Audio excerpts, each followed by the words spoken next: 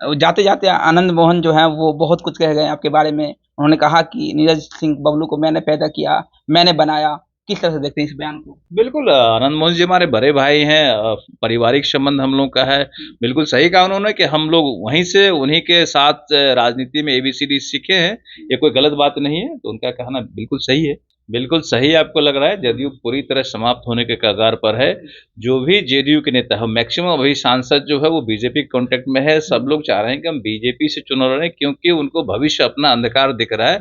उनको ये लग रहा है कि जेडीयू से हम पार्लियामेंट नहीं पहुंच सकते हैं। आरजेडी को ये लगता है कि भाई जल्दी से नीतीश कुमार जी कुर्सी छोड़ करके जाएं, हम सीएम का कुर्सी संभाल लें। तो उनको बेचैनी है सीएम बनने का। सोनिया गांधी से मिलने गई, सोनिया गांधी इनसे मिले नहीं, डेरा से इनको वापस आना पड़ा। एक मुख्यमंत्री को सोनिया गांधी नहीं मिली, टाइम नहीं दी, इससे बड़ा बेइज्जती नहीं हो सकता। इन्होंने पूरे बिहार का बेइज्जती कराया। बीजेपी नेता नीरज सिंह बबलू हमारे साथ हैं। नीरज जी, क्या हो रहा है ये बिहार की राजनीति में? लगातार उलटफेर दिखाई दे रहा है। नीतीश कुमार इस वक्त काफी ज्यादा परेशान है। देखिए, नीतीश कुमार जी सरकार चला रहे हैं, परेशानी में हो ही होंगे। उलट पुलट जो चल रहा है उनके दल से पूछिएगा तो ज़्यादा बेहतर बताएंगे। वैसे हम लोग बाहर से जो देख रहे हैं कि जेडीयू की स्थिति अच्छी नहीं है। और सबसे पहले आरसीपी जी छोड़ के चले गए, उपेंद्र कुशवाहा जी लात मार के चले गए। अब ललन सिंह जी ऐसा कंट्राडिक्शन वाला बयान दे रहे हैं कि नीतीश कुमार जी कह रहे हैं कि 2025 में तेजस्वी के नेतृत्व में चुनाव लड़ेंगे। ललन सिंह कह रहे हैं कि ऐसा हो नहीं सकता, ऐसा कैसे हो सकता है, कैसे मुख्यमंत्री कैंडिडेट कैसे मान लेंगे हम लोग। इसका मतलब है कि ललन सिंह भी जाने का रास्ता ढूंढ रहे हैं।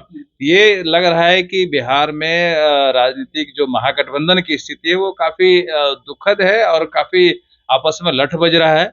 बाकी आने वाले समय में हर कुछ पता चलेगा कि हो क्या रहा है। लग रहा है टूट जाएगा बहुत जल्दी। ये हम क्यों कहें, ये तो जनता देख रही है, या तो फिर बाकी वो लोग बताएंगे कि टूटेंगे कि रहेंगे, क्या करेंगे। अब बाकी वक्त बताएगा क्या होना है।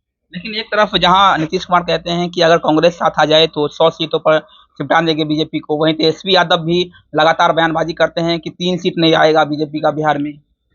देखिए, सब लोग अपना ज़मीर बचाने में लगे हुए हैं, सब लोग अपना गठबंधन बचाने में लगे हुए हैं। आरजेडी को ये लगता है कि भाई जल्दी से नीतीश कुमार जी कुर्सी छोड़ करके जाएं, हम सीएम का कुर्सी संभाल लें। तो उनको बेचैनी है सीएम बनने का, और इनको बेचैनी है कि भाई हम प्रधानमंत्री कैंडिडेट को हमको मान ले। तो जो बिहार में उनका गठबंधन है वो तो मानने तैयार ही नहीं है, और बाकी देश में कोई नेता इनको घास देने तैयार नहीं है। सोनिया गांधी से मिलने गई, सोनिया गांधी इनसे मिले नहीं, डेरा से इनको वापस आना पड़ा। एक मुख्यमंत्री को सोनिया गांधी नहीं मिली, टाइम नहीं दी, इससे बड़ा बेइज्जती नहीं हो सकता। इन्होंने पूरे बिहार का बेइज्जती कराया नीतीश कुमार जी, और सोनिया के यहाँ से बैरंग लौटी है। ये काफी दुखद है, निराशाजनक बात।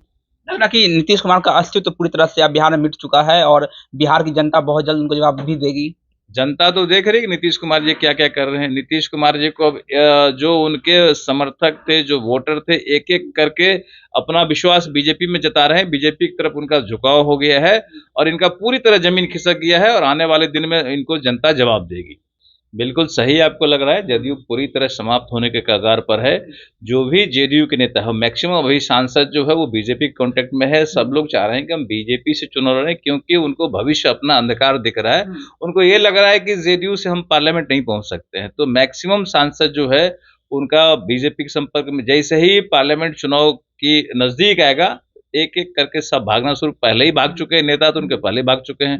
जो सांसद विधायक बचे हैं सभी भाग जाएंगे, क्योंकि वो समझ रहे हैं कि महागठबंधन में हम लोगों का भविष्य नहीं है। महागठबंधन पूरे बिहार को डुबोने में लगा हुआ है। तो जो भी संजीदा व्यक्ति होंगे वो छोड़ करके भागेंगे। अंतिम सवाल, अमित शाह बिहार पहुंच रहे हैं। छटपटाहट जो है महागठबंधन के नेताओं में बढ़ गई है। बयानबाजियों का दौर जो है वो चल पड़ा है। तो अमित शाह जब बिहार आते हैं तो इतना छटपटाहट क्यों मचता है महागठबंधन में? देखिए, अमित शाह जी के पॉपुलैरिटी से लोग घबराते हैं। यहाँ के जो भी नेता हैं महागठबंधन के, वो उनको लगता है कि अमित शाह जी आते हैं तो बारीकी से हर चीज़ का ध्यान भी रखते हैं, हर जो सेंट्रल का काम है उसको भी देखते हैं। तो कई चीज़ों से घबराहट होती है। उनकी लोकप्रियता से ही लोग घबराते हैं, काफ़ी भीड़ होता है, उनके भाषण से लोग उत्साहित होते हैं, लोगों में एक अच्छा संदेश जाता है। तो वो चीज़ों से ये घबराते रहते हैं कि जब जब आते हैं तो वोट बढ़ा के जाते हैं, महागठबंधन का कहीं न कहीं वोट तोड़ के जाते हैं। तो घबराहट इसी चीज़ों से होती है कि उनका लोकप्रियता काफी है, लोग उनसे अट्रैक्ट होते रहते हैं। कितने सीटें बिहार से? बिहार से मैक्सिमम सीट हम लोग जीतेंगे। जैसे ही एनडीए में जीते थे उसी तरह फिर हम लोग अकेले जीतेंगे, और तमाम लोग मन बना चुके हैं कि 40 में 40 सीट भी हम लोग जीत सकते हैं। ठीक है। देखिए, नीरज सिंह बबलू को आप सुन रहे थे और तमाम बातें नीरज सिंह बबलू ने कही। और साफ तरीके से उन्होंने कहा है कि महागठबंधन में जो दरारें पैदा हुई है बहुत जल्द इसमें ये टूट भी दिखाई देगी और नीतीश कुमार का अस्तित्व जो है बिहार में पूरी तरह से मिट जाएगा। बने रहिए इंडिया पॉजिटिव के साथ। मेरा नाम वरुण झा है। बहुत बहुत धन्यवाद।